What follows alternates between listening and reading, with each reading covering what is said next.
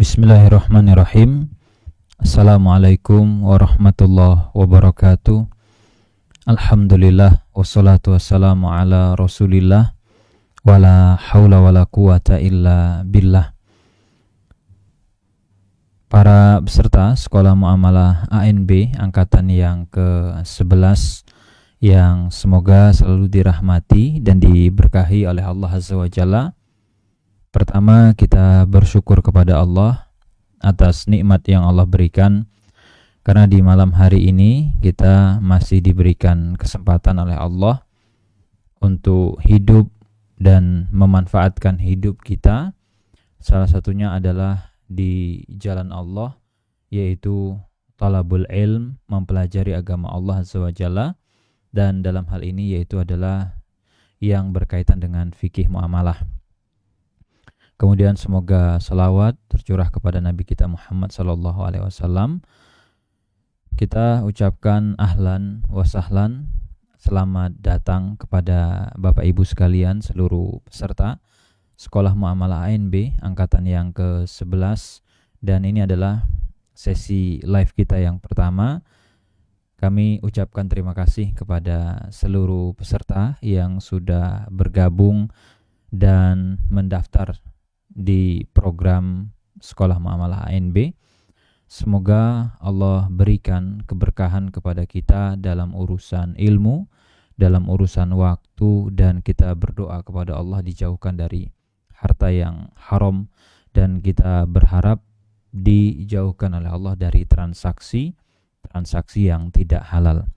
Baik Bapak dan Ibu yang semoga selalu dirahmati dan diberkahi oleh Allah, ini adalah sesi live dan biasanya ada moderator ataupun ada host, tapi qadarullah beliau sedang sakit, jadi kita doakan semoga Allah segera berikan kesembuhan, dan termasuk juga jika ada para peserta dari Sekolah Muamalah ANB angkatan 11 yang belum bisa bergabung karena sakit, juga kita doakan semoga cepat sembuh dan dijadikan sakit itu sebagai penghapus atas dosa-dosa.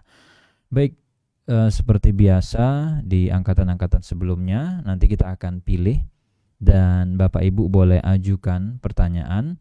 Nanti yang akan kita prioritaskan adalah yang mengajukan pertanyaan melalui open mic gitu ya, yang disampaikan secara langsung. Tapi jika belum ada atau ada yang memilih atau lebih nyaman dengan chat, kita akan bacakan juga yang masuk melalui chat gitu, sehingga Bapak Ibu bisa mulai menuliskan pesannya di kolom chat Zoom-nya, atau bisa raise hand, karena nanti yang akan di open mic-nya itu sesuai dengan urutan raise hand-nya. Jadi yang pertama kali raise hand itu akan diberikan antrian terlebih dahulu, dan nanti yang berikutnya gitu ya. Baik, karena di sini tidak ada moderator dan moderatornya kita sendiri, ya sudah, kita akan mulai saja supaya lebih maksimal penggunaan waktunya, dan mohon nanti Bapak Ibu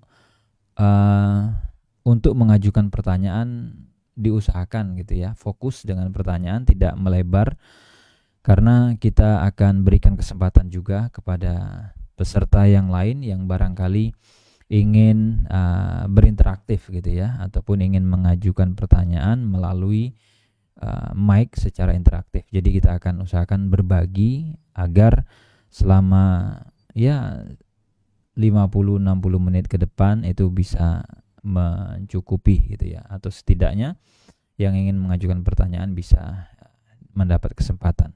Baik, di sini saya lihat sudah ada Bapak Firman Al-Faris ya. Maka kita berikan kesempatan untuk open mic dan mengajukan pertanyaan.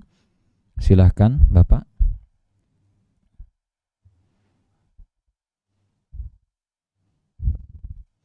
Baik, sebentar. Ini kita akan cek device-nya yang di studio.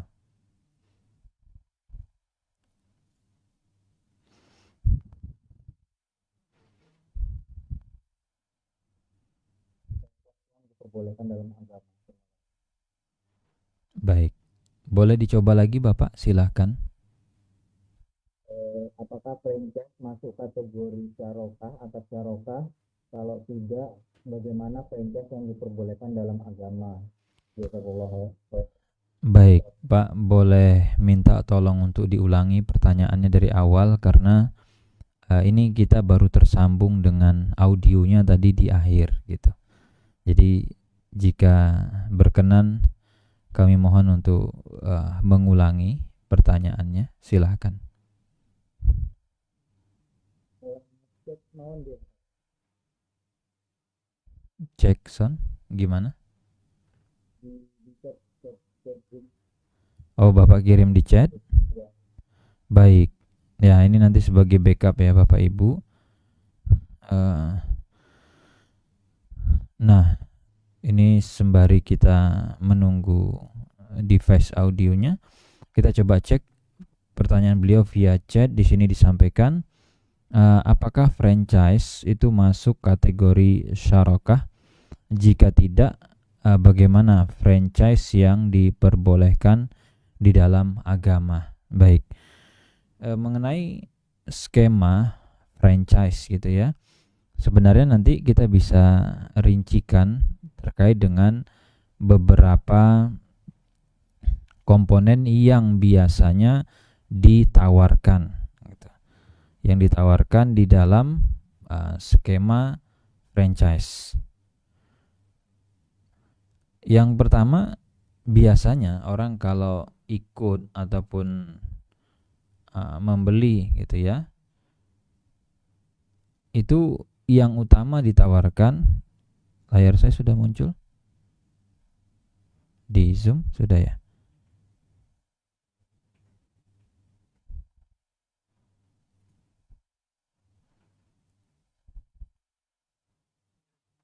Baik, sudah tampil. Oke. Jadi di franchise itu biasanya yang ditawarkan apa? Yang sifatnya adalah harta gitu ya, ataupun sesuatu yang dia itu bukan yang bisa disentuh gitu. Contohnya apa? Merek dagang. Kemudian apalagi ya, yang kedua itu biasanya adalah sistem. Nah, ini biasanya diapakan? Disewakan.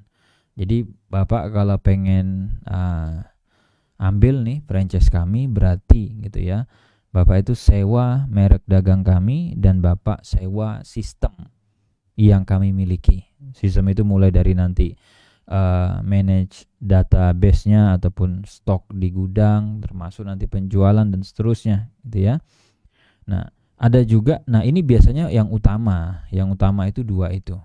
Ada yang turunan. Nah, turunan itu apa? Biasanya adalah barang atau sesuatu yang sifatnya fisik. Apalagi misalkan selain barang, dia adalah bahan baku. Jadi kalau franchise-nya itu misalnya ayam goreng, nah berarti biasanya selain kita membayar yang sifatnya sewa, merek dagang, ataupun sistem, kita biasanya disuruh membeli dari pemilik berupa apa?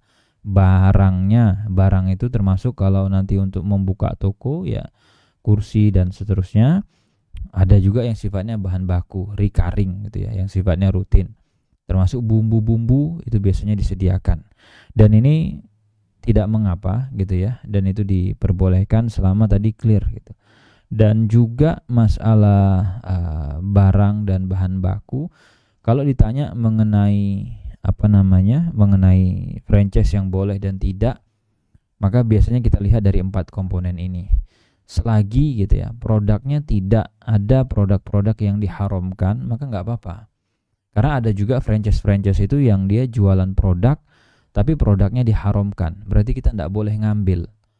Boleh saja kalau produk haram itu dihilangkan. Misal, saya mau nih ngambil franchise-nya asal saya nggak jual produk ini. Tapi mau nggak mereka? Karena itu kan akan merusak brand. Kemudian sistem. Nah, nanti sistem tinggal dipelajari atau dicek mana bentuk deal-dealannya yang melanggar, dan tiap franchise itu beda-beda. Kurang lebih seperti itu, Pak. Kalau ditanya kaitannya dengan franchise secara umum. Wallahu alam. Baik, kita akan lanjut ke penanya berikutnya. Di sini yang sudah raise hand ada Bapak Wawan ya. Bapak Wawan Samarinda. Kita persilahkan, barangkali ada yang ingin didiskusikan atau disampaikan, boleh open mic-nya. Kita akan cek ulang apakah device kita sudah bisa terima. Silahkan. Assalamualaikum warahmatullahi wabarakatuh, Ustaz. Waalaikumsalam warahmatullahi wabarakatuh. Baik. Alhamdulillah. Jazakallahu khair kesempatan yang diberikan, Ustaz. Wa jazakallah khair. Monggo Semoga Bapak. saya selalu. Nah, pertanyaan yang pertama, ini dalam kerjasama Sirka, Ustaz ya, pemodal dan pengelola untuk usaha bertani, Ustaz. Nah, selanjutnya proses kerjasama yang baik sesuai syariat itu bagaimana, Ustaz ya? Baik. Agar terhindar dari kesalahan yaitu unsur riba dan borok. Baik. Nah, kalau ada contoh mungkin bentuk MOU yang sekiranya bisa di-share ke kami, akan kami ikutin gitu, Ustaz. Baik. Jazakallahu khair, Ustaz. Baik, wa jazakallah khair. Baik, pertanyaan kaitannya dengan kerjasama pertanian, Pak ya. Jadi Nah, ini antara pemodal dan pengelola. usaha pertaniannya apa ya Pak ya? Ini apa? Tani ubi, Ustaz. Kubis. Petaninya modal Ubi. ubi. Nah, Petaninya modal apa ya Pak? Petani Ya, cuma nanam tok, modal tenaga, ya menanam sampai merawat. terus sampai panen, Ustaz. Oke. Dan ngejual. Baik. Dia modal tanah. Tanahnya punya siapa Pak? Tanahnya punya si pengelola. Oke. Siap. Cukup insya Allah. Baik, kita akan coba diskusikan ya kaitannya dengan kasus yang diajukan ketika ada dua pihak, di sini pemodal dan pengelola, dalam hal ini yaitu adalah petani gitu ya. Nah, kalau kita bicara urusan pertanian itu dia sebenarnya ada dua tipe gitu ya. Ada dua model. Yang pertama hanya merawat kebun. Jadi merawat kebun ataupun pohon yang sifatnya berkayu dan dia sifatnya itu tahan lama gitu ya. Jadi kita punya kebun, misalnya kebun sawit, kebun karet atau yang sejenisnya, ya kebun kopi, kebun teh gitu kan. Nah, ada juga yang sifatnya apa? Yang tanaman-tanaman itu mungkin sekali panen, dua kali panen ya, dan dia bukan tipikal yang bisa dipanen berkali-kali seperti padi dan seterusnya gitu ya. Nah, nanti kalau kita bicara kerjasama, yang perlu diperhatikan itu apa? Yang pertama kaitannya dengan porsi modal. Nah, ini yang perlu diperhatikan. Jadi kalau ditanya dokumen MOU gitu ya, kita enggak punya, tapi rambu-rambu secara umum mungkin bisa menjadi panduan. Nah, kalau bicara porsi modal itu nanti bicara mengenai hak dan kewajiban. Jadi kewajiban itu nanti kaitannya dengan modal, dan kewajiban itu juga nanti ketika berkenaan dengan risiko. Ya, risiko itu misalnya ketika rusak, ketika gagal panen, disengaja atau tidak gitu ya. Itu yang pertama. Kemudian yang kedua yaitu adalah porsi bagi hasil. Dan ini biasanya enggak perlu dikasih tahu, orang sudah umumnya seperti itu, menyepakati bagi hasilnya berapa per berapa, dan ini pakainya persen seperti yang sudah dibahas di modul. Dan kemudian yang penting juga yaitu adalah batasan kerja. Nah, ini yang harus ditentukan. Kamu sebagai pengelola, apa saja yang wajib kamu lakukan, apa saja yang harus kamu lakukan, kapan disebut wan prestasi. Nah, itu kenapa harus dirincikan semua. Kapan si pengelola atau si petani disebut tidak amanah, pada kondisi apa, kalau nanti panennya gagal, kalau tidak sesuai dengan rencana, gagal panen dan seterusnya, kapan dia disebut tidak amanah wan prestasi. Nah, ini harus ditentukan, ada indikator-indikator. Jadi tidak bisa sifatnya adalah gelondongan gitu ya. Ya udahlah gampang, yang penting jalan dulu. Nah, hindari hal-hal yang semacam itu. Maka poin mengenai kalau terjadi risiko, kalau terjadi masalah itu bagaimana, ini harus dibicarakan di awal. Nah, kemudian yang keempat, yang penting juga adalah rambu-rambunya tertulis dan ada saksi. Kenapa tidak disarankan dalam bentuk omongan saja? Karena di kemudian hari kalau ada masalah, bisa saja antara pihak ini merasa, saya dulu nggak pernah ngomong gitu kok, dulu kita nggak begitu perjanjiannya. Nah, ditulis rinci, kalau perlu sampai 10 lembar silakan tulis 10 lembar gitu ya. Termasuk nanti kalau misalnya pupuknya kurang, kalau nanti begini, kalau begini. Nah, itu dituliskan semua. Semakin detail semakin bagus, dan pastikan ada saksi. Sehingga kalau besok ada masalah, ini adalah bentuk mitigasi, bentuk tindakan preventif mencegah. Karena jangan sampai urusan dunia ini merusak hubungan ukhuwah, persaudaraan. Dan kita lihat betapa banyak orang akhirnya gara-gara bisnis ribut, besok nggak mau teguran, nggak mau salaman, nggak mau yang lain gitu ya. Nah, ini hal-hal penting gitu yang kita perlu ada atau perlu tuangkan.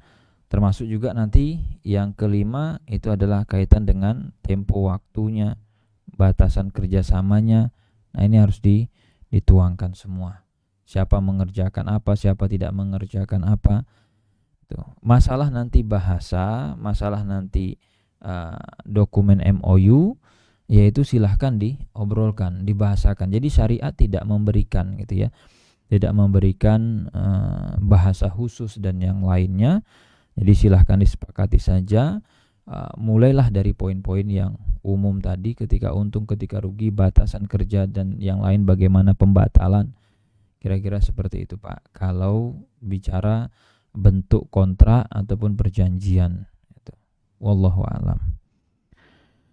Baik, kita akan lanjut ke penanya berikutnya. Kita coba cek dulu kolom chat ya. Nanti kalau kalau nggak ada, kita akan beralih ke yang raise hand ya.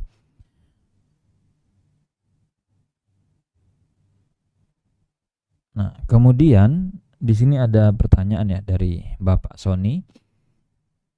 Assalamualaikum Ustadz, kalau kita membeli barang melalui penjual yang membeli barang dengan kartu kredit bunga 0, dijual barang tersebut juga tanpa bunga, harga barang 5 juta, dijual 5 juta, tapi dengan dicicil 10 kali. Apakah ini termasuk kategori transaksi yang dibolehkan? Jazakallah khair. Baik, sebenarnya gitu ya, kalau kita bicara, saya nggak tahu si B, berarti kita akan coba munculkan dulu layarnya. Di sini kan sebenarnya ada 3 pihak, yaitu A sebagai penjual awal, kemudian si B, dan kemudian si C. Nah, saya tidak tahu skema yang terjadi pada kartu kredit dengan bunga 0 itu gimana maksudnya. Allah alam, saya tidak tahu. Apakah skemanya mirip dengan kartu debit gitu ya, atau memang kita ditalangi tapi memang kita tidak dikenai bunga sama sekali itu. Karena skemanya kartu kredit itu, sebelum ke ini ya, ke intinya kartu kredit itu kan sebenarnya ada pihak lain di sini. Anggap pihak si X gitu. si B beli dari A sesuatu. Nah, kemudian si B ditalangi oleh si X untuk membayar ke A. Sudah, berapa belanjaan si B tadi? Katakan 5 juta. Lalu berapa B bayar kepada si X? 5 juta juga. Nah, kan sebenarnya skemanya kartu kredit seperti itu. Artinya si B belanja tapi nggak bayar pakai duit B, ditalangin dulu sama si X. Dan si X ini bilang, kalau saya nalangi belanjaan kamu, saya nggak dapat untung sama sekali. Murni ngutangin, nggak ada dapat benefit dari siapapun, dan sudah. Nah, kalau memang seperti itu kan harusnya nggak masalah gitu. Cuman saya nggak tahu detail daripada kartu kredit yang dimaksud gitu ya. Nah, sebenarnya itu adalah urusannya si B dengan si A. Lalu bagaimana dengan si C? Ya, si C hanya berkepentingan dengan barang gitu ya. Barang yang dibeli oleh si B, dan jika barang itu sesuatu yang sifatnya mubah gitu ya, sesuatu yang sifatnya adalah halal, sebenarnya nggak ada masalah. Jadi di sini kan ada 2 kali transaksi, yaitu pertama A dengan B, dan kedua yaitu B dengan si C. Dan di sini adalah jual beli dengan skema kredit, dan tidak ada bunga. B bahkan tidak ambil keuntungan sama sekali. Berarti kan di sini B sangat berbaik hati gitu ya, mau menjual barang yang dia miliki tanpa mengambil keuntungan sama sekali. Ya sah-sah saja gitu. Nah, nanti yang akan jadi masalah kan sebenarnya di skema kartu kreditnya tadi gitu ya. Apakah si B dan si C itu satu pihak yang kerjasama, di mana si C minta B tolong berikan dan seterusnya gitu. Tapi kalau kartu kreditnya tadi hanya sekedar istilah saja, tapi hakikatnya gitu kan, karena kita berkepentingan dengan hakikat dari sesuatu itu. Kalau dia hanya sekedar istilah namanya kartu kredit, tapi skema di dalamnya itu seperti kartu debit gitu ya, di mana kita harus isi dulu, di mana kita harus masukkan dulu dan yang lain, ya sebenarnya itu nggak ada masalah. Wallahu alam. Itu kalau kaitannya dengan yang tadi. Baik, kita akan coba angkat lagi untuk penanya yang sudah raise hand atau peserta, Bapak Rian di sini ya. Kita persilahkan Bapak Rian Irgi, barangkali ada yang mau didiskusikan, monggo. Boleh open mic-nya. Waalaikumsalam warahmatullahi.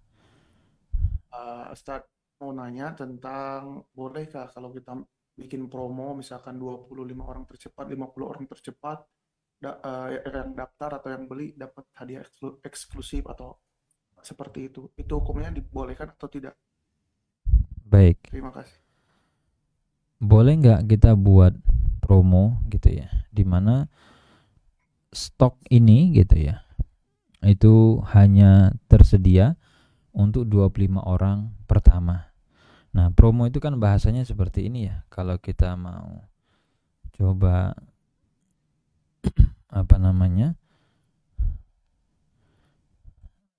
rincikan.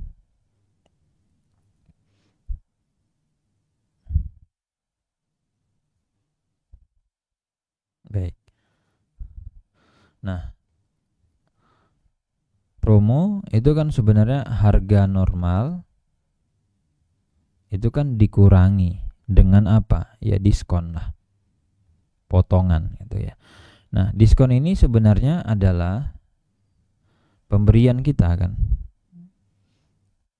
Hadiah kita.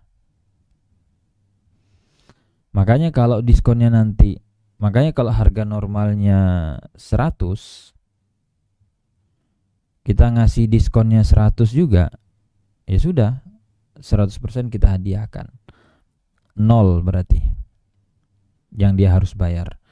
Nah, bagaimana kalau misalkan hadiah itu yang kita gratiskan, yang kita berikan secara cuma-cuma itu tidak sampai 100? Ya sudah, berarti harga normal berapa? Kalau harga normalnya 100, kemudian dikurangi, diskonnya berapa? Sudah, saya kasih diskon 50. Oke. Lalu siapa yang berhak mendapatkan 50 ini? Jawabannya adalah ya 10 orang yang pertama kali membeli. Nah, kalau nanti sudah habis 10 ini, maka diskon itu tidak Hilang. bisa didapatkan gitu. Berarti sudah, saya hanya punya slot untuk bagi-bagi itu 10 saja. Berarti kan kalau 50 ini kita kalikan 10, ya jadinya 500. Inilah uang yang saya mau bagikan ke 10 orang gitu ya. Wallahu alam, sebatas yang saya pahami tidak ada masalah gitu ya. Jika acuannya apa tadi? Pokoknya siapa yang cepat order dan seterusnya gitu. Sama nanti seperti skema gitu ya. Skema kalau orang misalnya buat pendaftaran ataupun program gitu ya. Kalau daftar di hari pertama harga sekian, daftar di hari kedua harganya sekian. Atau misalnya skema yang lain adalah 10 orang pendaftar pertama harga sekian, 20 pendaftar kedua harga sekian, 20 pendaftar ketiga harganya sekian misalkan. Wallahu alam, sebatas yang saya pahami tidak ada masalah. Seperti itu. Baik. Alhamdulillah jelas Ustaz. Syukron. Kita lanjut ke berikutnya. Barangkali ada yang punya pertanyaan. Di sini sudah ada yang resen, kita coba angkat atas nama Bapak atau Ibu Brevian. Silahkan. Bismillah. Jazakallahu khair Ustadz atas kesempatan yang diberikan sehingga Jazakallah khair. anak khususnya bisa belajar dengan sangat mudah dan fleksibel. Pertanyaannya ini terkait dengan materi yang disampaikan oleh Ustadz Amin Nurbait di bagian kedua mengenai transaksi kali bil kali.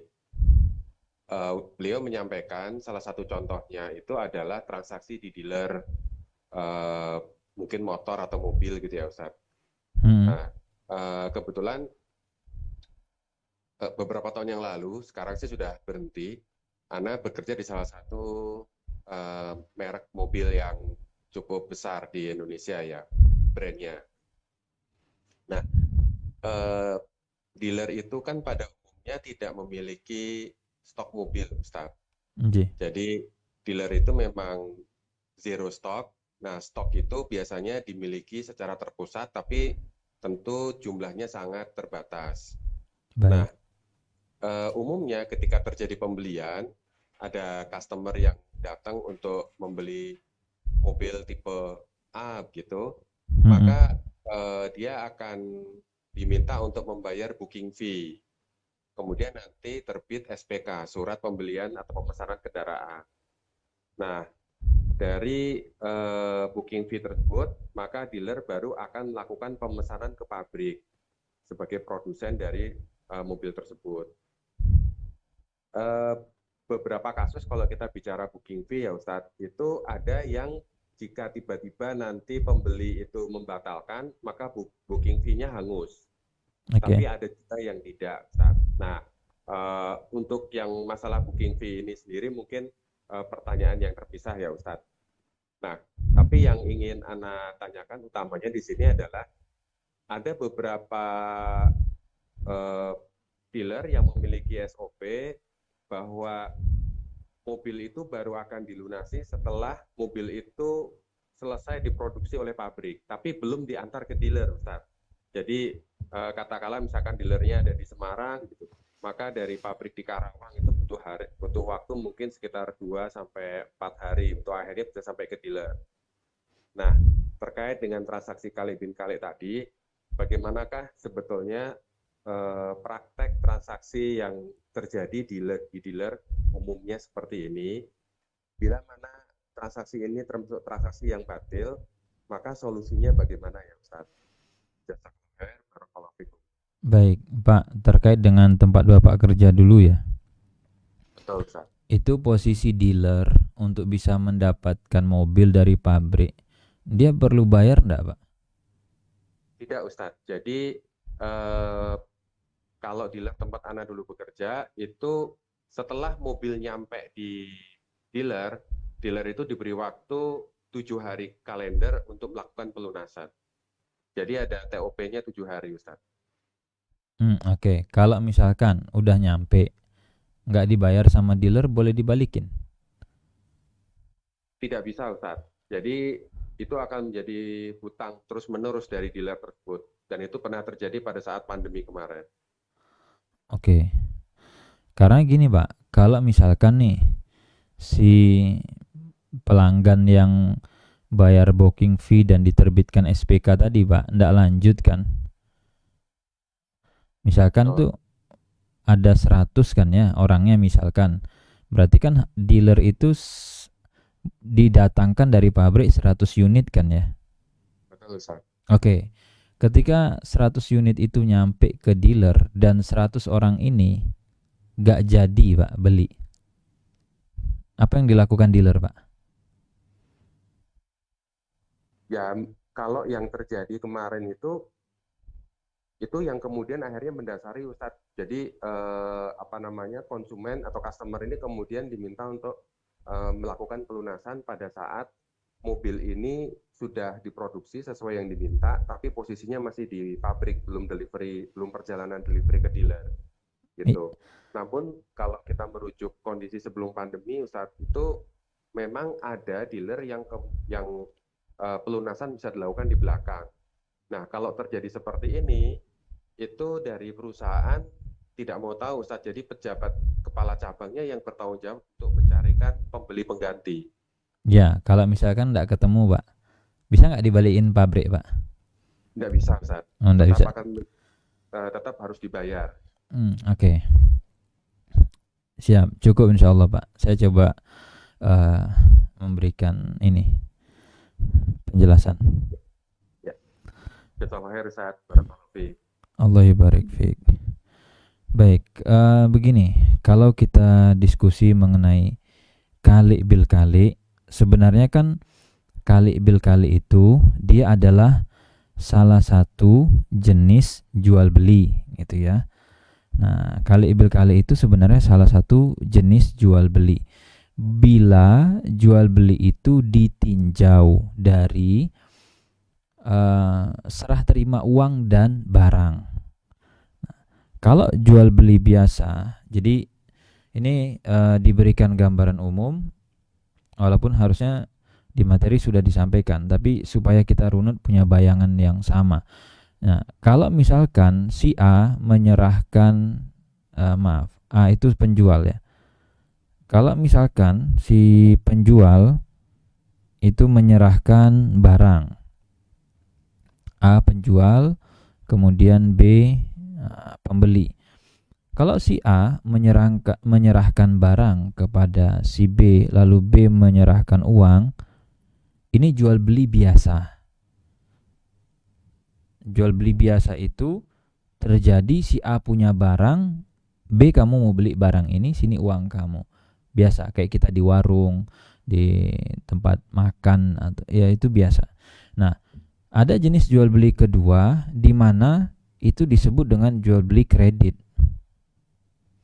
Jual beli kredit itu artinya barangnya itu tunai atau lunas, gitu ya. Berarti si penjual menyerahkan ini ya, barangnya lunas dikasih, tapi si pembelinya itu utang. Itu namanya kredit.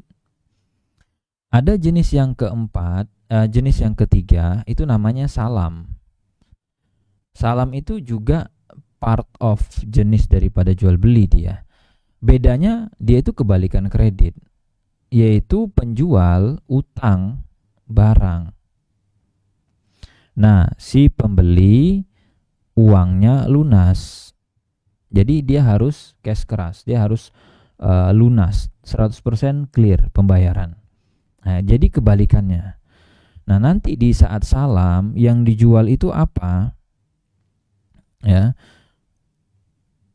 Yang dijual itu adalah spek, deskripsi detail dari sebuah barang, di mana si penjual itu bertugas menghadirkan barang sesuai dengan detail spek yang dia tawarkan kepada si B. Skema ini 1, 2, dan 3 itu transaksi jual beli yang dibolehkan oleh syariat. Nah, yang keempat itu yang tadi disebut dengan kali bil kali. Kali bil kali itu artinya apa? Utang ketemu utang. Maksudnya utang ketemu utang itu adalah penjual tidak punya barang.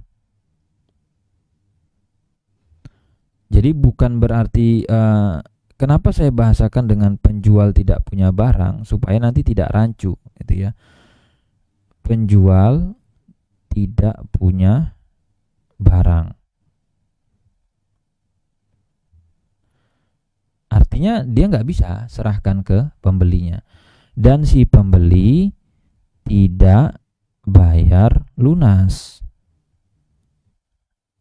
Itu kali bil kali. Nah, bagaimana dengan kasus kalau misalnya nih kita punya barang, kemudian malam hari gini di chat, di WA atau di telepon oleh teman, tolong dong besok saya beli barang kamu, atau saya beli barang kamu nih saya transfer. Atau besok saya bayar, tolong besok bawa ke sekolah. Itu tidak disebut kali bil kali. Kenapa? Karena posisi penjual punya barangnya. Ya, dia punya barangnya, cuman memang malam ini belum bisa diserahin aja. Ini tidak disebut kali bil kali. Itu bisa masuk jual beli biasa nanti. Tapi nggak disebut utang dengan utang karena barang ada di saya. Kamu mau jemput malam ini pun bisa kok. Atau kita mau COD malam ini bisa. Nah, barang yang ready stock seperti ini nggak bisa disebut salam juga karena sudah ada barangnya, bisa diserahkan. Sedangkan kali bil kali tadi karena si penjual nggak punya barang dan si pembeli tidak bayar lunas. Kalau pembeli bayar lunas jadi salam dia. Nah, sebenarnya syariat itu menyediakan solusi kalau posisi kita tidak punya barang. Ada 3 solusinya. Solusi yang pertama adalah jadi wakil.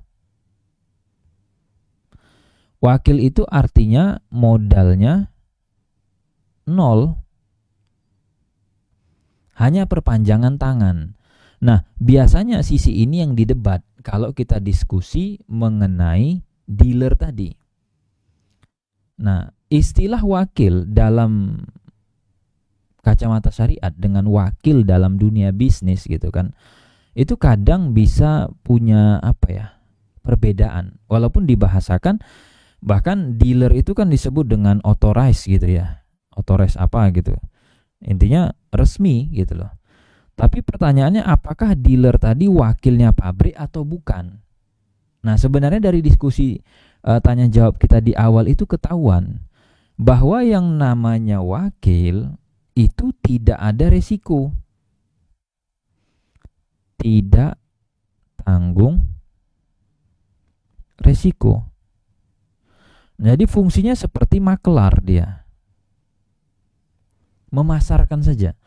Sebenarnya kalau posisi dealer atau dealer tadi itu sekedar sebagai wakil memasarkan tuh aman dia. Artinya dia calling nih pabrik, ini ada orderan. Ya jadi dia itu kalau kita posisikan seperti ini tadi, nah, ada 3 pihak ini di layar. Posisi B, kalau dia sebagai wakil artinya adalah B sama dengan A aksen. B itu murni bayangan, nih tangan nih. Tangan kita punya bayangan kalau di cahaya gitu ya, ini ada bayangan. Maka bayangan itu akan bergerak kemana benda asli bergerak. Jadi kalau dibilang B wakilnya si A, udah. B begitu ada orderan dari si C booking fee, C kemudian minta terbitkan surat pemesanan tadi kendaraan dan seterusnya, ya sudah. Tapi B nggak nanggung apa-apa. Nanti B dapatnya apa? Komisi. Sudah ya. Berapa laku? Dapat customer sekian. Nah, Nah, konsekuensinya nanti sebagai seorang wakil, dia tidak tanggung resiko. Artinya, kalau kendaraan itu datang nih kendaraan, sama seperti sistem konsinyasi. Konsinyasi itu pemilik barang titip. Jadi dealer itu fungsinya seperti showroom saja. Tidak laku, ya sudah, tanggung jawab pabrik. Dealer nggak ada kewajiban. Nah, pertanyaannya, konsekuensi ini muncul nggak di skema antara pabrik dengan dealer yang di lapangan sana? Nah, kalau dari obrolan kita tadi kan nggak muncul gitu loh. Pokoknya dealer, pabrik nggak mau tahu. Ya sudah, itu sudah milik kamu, urusan kamu, tanggung jawab kamu, tercatat sebagai utang.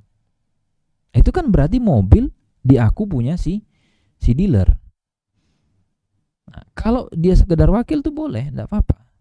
Itu bagi mereka enggak punya barang. Sama, kita enggak punya barang, enggak usah pusing. Cari aja orang, bisa enggak barang kamu saya jualkan? Nanti kasih saya fee. Yang kedua, kalau enggak mau jadi wakil, maka kita akan cek skema yang kedua, yaitu salam.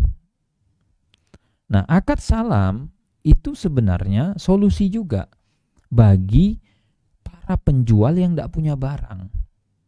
Silahkan jualan spek. Ini ada barang, speknya begini, sudah kita, nah pastikan ya yang memproduksi, walaupun tadi misalnya brandnya terkenal nih, brand A, dia di Indonesia punya berapa pabrik.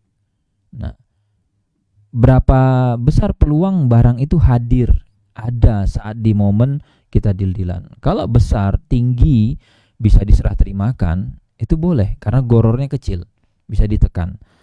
Sudah, cuman tadi kalau namanya salam, berarti buyernya tadi atau end usernya tadi itu wajib lunas 100%. Nggak boleh dia pakai DP, nggak boleh dia pakai kredit. Jadi uang dan barang dalam muamalah itu dia harus gerak salah satunya. Entah gerak uangnya atau barangnya gerak. Jadi transaksinya itu real. Ada pergerakan dia. Nggak bisa kalau sudah deal akad tapi nggak ada pergerakan, nggak bisa. Nah, masalahnya biasanya si dealer itu sulit nyari end user, nyari buyer yang mau bayar lunas. Kalau tadi dibilang setelah pandemi, akhirnya dealer itu kapok gitu ya. Dealer itu ambil pelajaran. Pokoknya Pak, mau inden nih gitu kan. Mobil belum ada, wajib bayar lunas. Bagus itu. Suruh bayar lunas gitu. Nah, tapi ada juga dealer misalkan, oh enggak usah bayar lunas, enggak mau. Nah, ini masalah. Kalau dia mau bayar lunas, selesai. Solusinya itu. Gitu ya. Tapi pastikan dealer tadi bisa hadirkan barang itu dan peluang barang datang dia karena punya beberapa supply pabrik gitu ya, bisa dari Semarang atau yang lain. Kalau yang Semarang nggak bisa, dari Tangerang misalnya dan seterusnya. Nah, itu yang kedua solusinya. Yang ketiga, apa? Kalau nggak punya barang tapi kita mau jual, boleh. Yang ketiga itu silahkan beli barangnya. Nah, di kasus showroom dan dealer dan pabrik tadi itu kan sebenarnya yang terjadi hubungannya antara pabrik dengan dealer A dengan si B itu kan sebenarnya jual beli kan.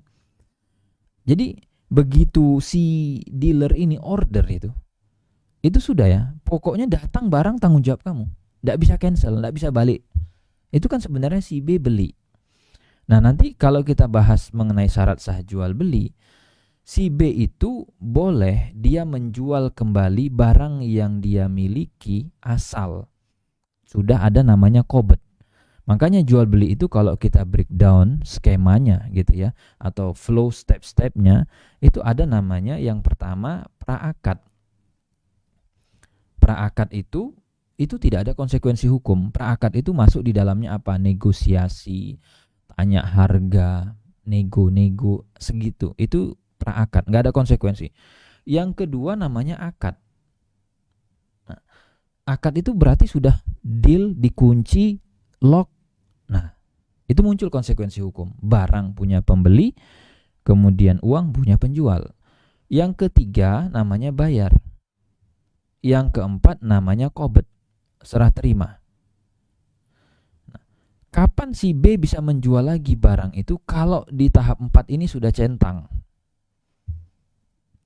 sudah diterima barangnya oleh si B, ada barangnya di showroom, di dealer, itu bisa dia jual kepada si C walaupun si B belum bayar. Makanya kan kalau kita lihat di kasus-kasus yang lain, beberapa pabrik besar itu ke distributornya dia sistem tempo. Sistem tempo itu udah ya, ini ready nih, kita drop semua, kita supply, jadi kayak konsinyasi, tapi dia bukan konsinyasi, apa yang di drop besok harus dibayar gitu loh. Itu tempo. Nomor 3 belum centang, enggak apa-apa. Yang penting nomor 4 sudah. Nah, si B itu bisa menjual kepada si C. Ini tadi dia melakukan akad jual beli yang pertama. Akad jual beli kedua itu baru bisa terjadi kalau si C tidak bayar lunas.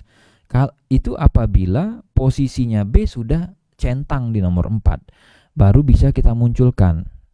Nah, kita munculkan apa?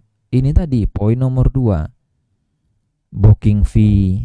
Kemudian tadi adalah surat pemesanan dan seterusnya.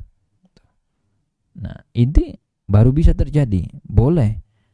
Tapi kalau nomor 2 ini sudah kejadian duluan, transaksi kedua, jadi skemanya kebalik.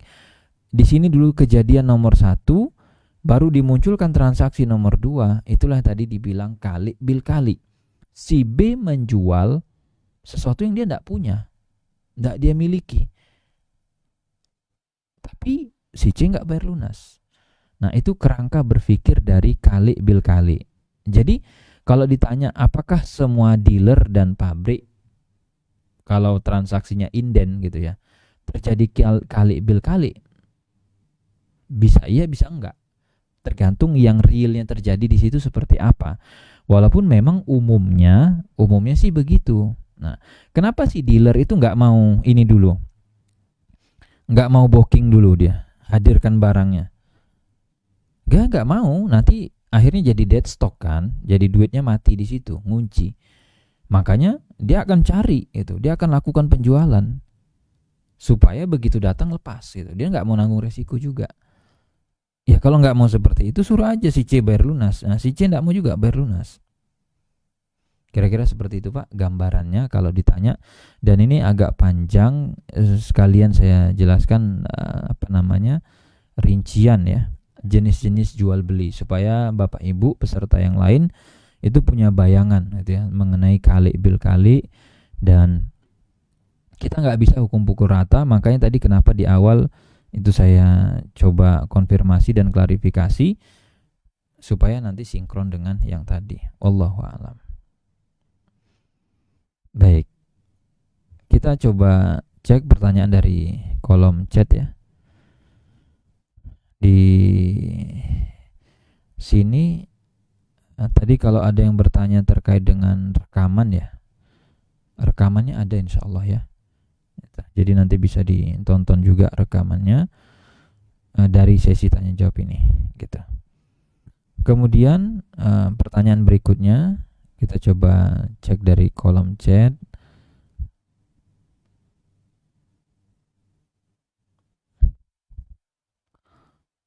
Di sini disebutkan dari bapak atau ibu ya, ibu dia. Assalamualaikum warahmatullahi wabarakatuh. Ustaz izin bertanya, apa hukum voucher gratis ongkir dan voucher lain yang didapatkan di marketplace gitu ya. Nah, kalau kita bicara voucher terkait dengan pengiriman, sebenarnya nanti akan dikembalikan ke gitu ya. Dikembalikan ke siapa sebenarnya yang harus membayar ongkos kirim kan begitu. Jadi ada para pihak di situ, mulai dari sellernya, anggap si A, lalu kemudian ada si B sebagai marketplace-nya, dan kemudian ada si C sebagai buyer-nya. Kalau ditanya kewajiban ongkir, itu kewajiban siapa? Jawabannya kewajiban buyer. Pembeli itu yang harus nanggung ongkir.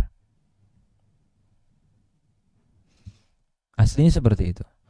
Terus kalau misalkan ada yang mau ngasih atau ada yang mau nanggung, kan sebenarnya bahasa dapat voucher, gratis ongkir dan yang lain. Ongkirnya kan tidak nol gitu loh, tetap ada. Ya, siapa yang bayari ke pihak ekspedisinya atau ke pihak kurirnya siapa? Harusnya kan si buyer yang bayar. Tapi udah si marketplace aja tuh yang nanggung. Atau misalkan udah si sellernya yang ngasih. Sebenarnya enggak ada masalah gitu. Itu secara umum ya. Kalau kita bicara kerangka dari munculnya voucher ataupun ongkir. Sama seperti kalau kita posisinya sebagai seller, lalu kita bilang sama si buyer yang beli produk dari kita, entah teman atau yang lain, kita bilang, udah kamu ndak usah bayar ongkos kirim, saya yang tanggung. Itu kita kasih voucher sama dia. Gitu ya. Nah, kalau ditanya secara umum, kira-kira seperti itu gambarannya. Dan apakah nanti ada masalah dan yang lain, nah itu butuh case lebih detail gitu ya, informasi lebih lebih lanjut terkait mungkin skema-skema tertentu ataupun detail-detail tambahan pada variabel voucher itu. Kira-kira begitu. Wallahu a'lam. Baik, kita kembali ke resen ya. Di sini kita cek sudah ada yang resen, yaitu Bapak Raja Husen ya. Kita persilahkan, barangkali ada yang mau didiskusikan. Jazakallah Ustaz. Oh iya, J, monggo Pak. Nyambung tadi pertanyaan kali bil kali, emang yang sebelumnya sudah saya siapkan. Iya. Saya usaha di bidang furniture, Ustaz, jadi agen, salah satunya Spring Bed ya. Oke. Contoh kasus. Jadi kalau konsumen itu beli ukuran khusus, jadi bukan ukuran yang standar. Salah satu syaratnya kan, satu, kita bukan produsen. Yang kedua, tanda jadi itu harus ada DP, Ustaz. Iya. Nah itu masuk berarti kategori kali bil kali yang anak pahami. Jadi konsumen bayar DP dengan ukuran tertentu dan dikirim kemudian hari setelah barang diproduksi oleh pabrik, dengan resiko jika konsumen batal mungkin berarti barang tersebut harus saya jual saat gitu. Nah, solusinya seperti apa saat agar terhindar dari larangan jual beli tersebut? Baik. Solusinya Pak, seperti yang tadi disampaikan di awal. Yang pertama kan kita fokus pada hal yang bisa kita kendalikan ya. Yang pertama adalah minta si C bayarnya lunas. Itu yang pertama. Bilang sama si C, kamu mau spring bed nih, ukuran khusus, oke? Bisa kita hadirkan, tapi syaratnya bayar lunas. Dan bagi para pengusaha, sebenarnya simpel kan? Kalau si C bayar lunas, enak dia secara cash flow juga. Cash in-nya sudah datang tuh, baru dia tinggal teruskan. Cari produsennya. Boleh seperti itu. Jadi yang pertama suruh si C bayar lunas, nggak cuma DP. Nah, kalau si C nggak mau bayar lunas gimana? Sudah, nggak usah dilayani. Simple. Nggak mau bayar lunas, mohon maaf C, kalau kamu tidak mau bayar lunas, ya kita nggak bisa. Jadi pilihan kita sebagai pihak tengah, posisi kita kan sebagai pihak tengah ini Pak, Bapak di tengah toh.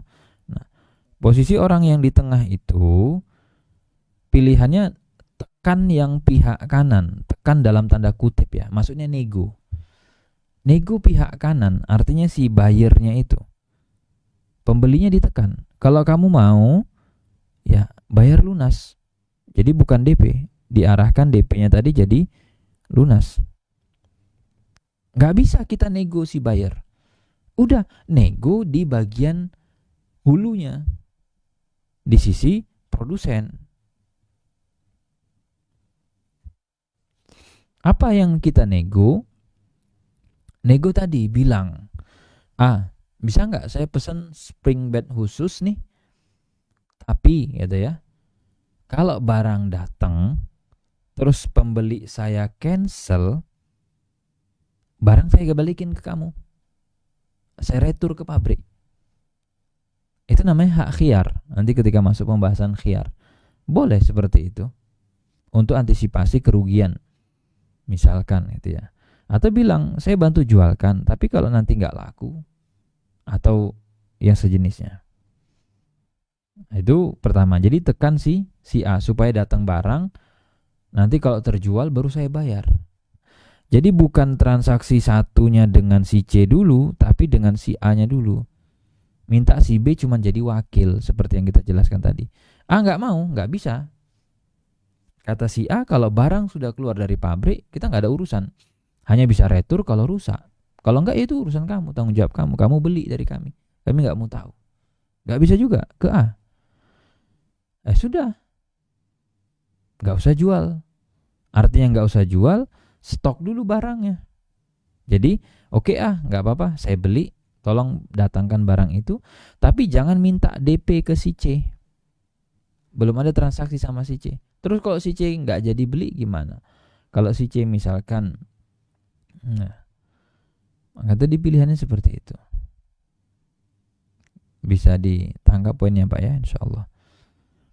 Baik, mungkin kita akan berikan kesempatan satu lagi untuk yang resen, boleh ke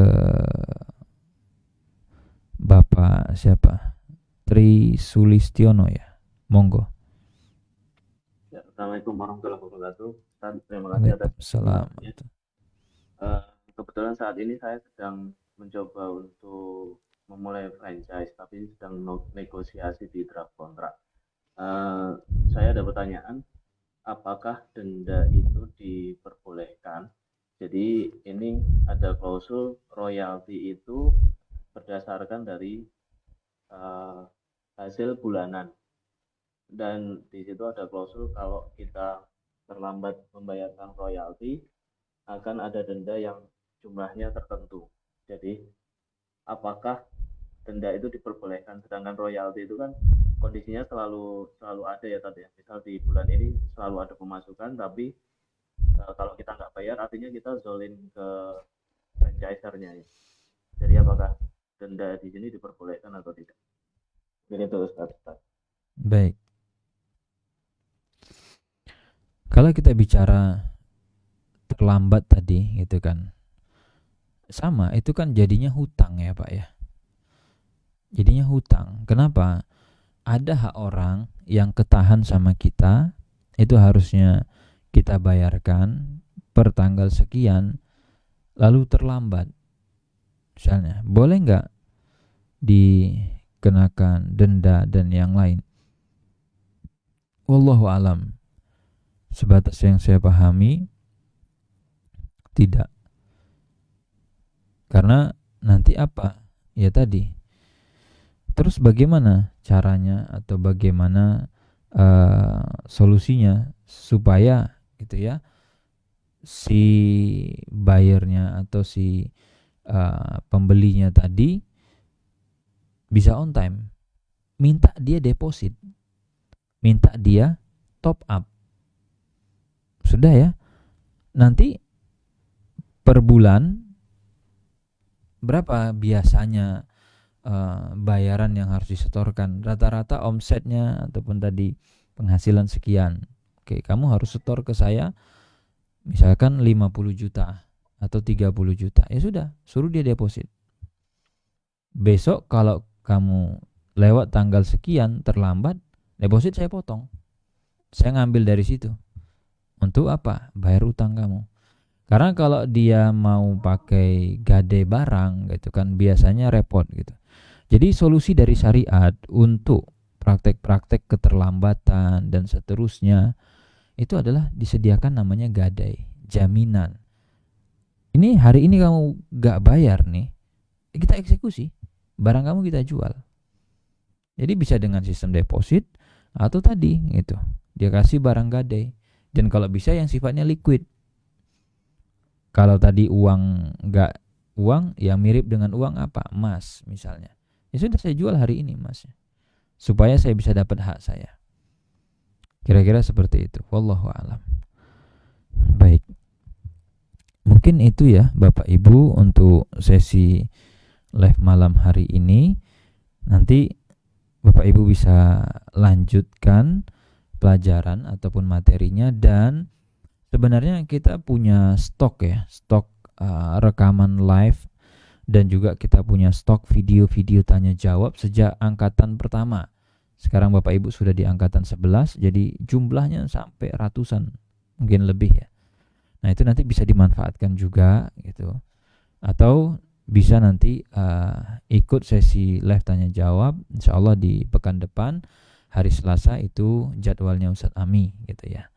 Dan kami ucapkan terima kasih kepada Bapak Ibu sekalian. Mohon maaf untuk hal-hal yang kurang berkenan, dan juga mohon maaf untuk Bapak Ibu yang pertanyaannya belum bisa kita jawab seluruhnya, atau yang sudah resen tapi belum kebagian karena memang keterbatasan waktu kita.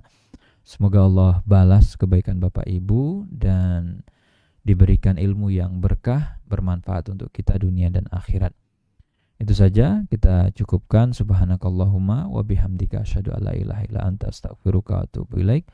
Assalamualaikum warahmatullahi wabarakatuh.